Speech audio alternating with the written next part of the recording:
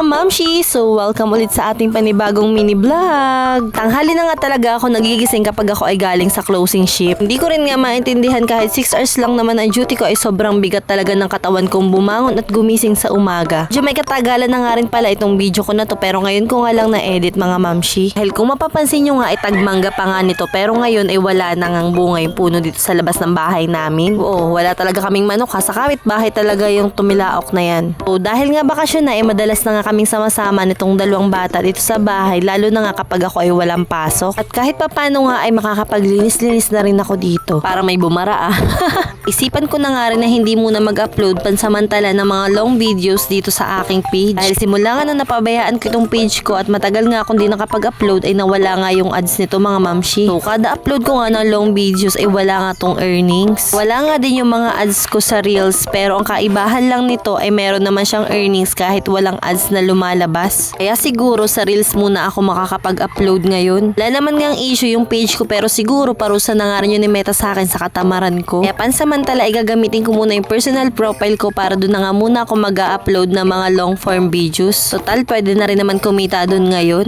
So para magsisimula nga lang ako ulit. Anyway, balik na nga tayo sa aking ginagawa mga mamshi at meron nga bata dito nagpapakyut sa harapan ng camera. Dahil kahit nga si Chantal ay naninibago dahil nga bakit daw hindi na nga ako nagba-vlog ulit. Pinado nga din talaga ako na simula nung nagtrabaho ako ay parang tinamad na nga ako sa pagba-vlog dahil hindi ko na nga alam kung paano at saan ko isasangat ang pagbi-video pati na nga rin ang pag-i-edit nito. Dahil alam nyo ba na simula nga na nagkatrabaho ako ay yung kilos ko is parang palagi siyang paspasan. Pag halimbawa galing ako sa closing shift tapos may pasok ako ng maaga kinabukasan, paspas talaga ako sa pag-aasikaso sa amin ng mga anak ko. At kapag nataon pa nga na may schedule ako after ng school ay talagang hindi ko na nga maintindihan kung anong uunahin ko. Pagdating ko naman ng madaling araw ay gusto ko na nga lang matulog at magpahinga. So 'di ba, alam nyo yun, paano ko na matutupad ng pangarap ko maging vlogger? Charis! Alam nyo ba mga mamshi, binigyan ko talaga si Chantal ng sarili niyang lipstick dahil anytime nga na mag-aayos ako sa mukha ko, siya pa nga yung nangungunang mga alam sa mga pang-ayos ko. Pero don't you worry guys dahil organic naman yung lip tint na binigay ko kay Chantal. So ayan, every time talaga na maliligo siya at paalis kami, ayan, todo lip tint nga ang batang yan. Binigay ko talaga yun sa kanya dahil mga mamshi, alam nyo yun, tanda-tanda ako ng bata pa ako na palagi rin ako nakukurot ni mama kasi nga napakapakailamin ko nga ng pang-ayos. So siguro sa akin lang nagaya ni Chantal yun, di ba? At alam ko na napaka-satisfying yung pakiramdam na mabigyan si Chantal ng lip tint. Kasi siguro kung nabigyan rin ako ng mama ko nun ng lipstick sa tuwing nangyayalam ako ng pang-ayos niya, siguro tuwan-tuwa rin talaga ako. Alam nyo, hindi talaga ako sanay na kumain muna bago ko gawin yung mga gawaing bahay. Gusto ko kasi na bago nga ako uupo or bago ako magmumuni-muni ay tapos na yung mga gawaing bahay. Wala na akong iintindihin kundi yung labahan ko na lang na nakatambak. So after nga namin kumain, o diba tingnan nyo naman talagang gamit na gamit nga yung lip tint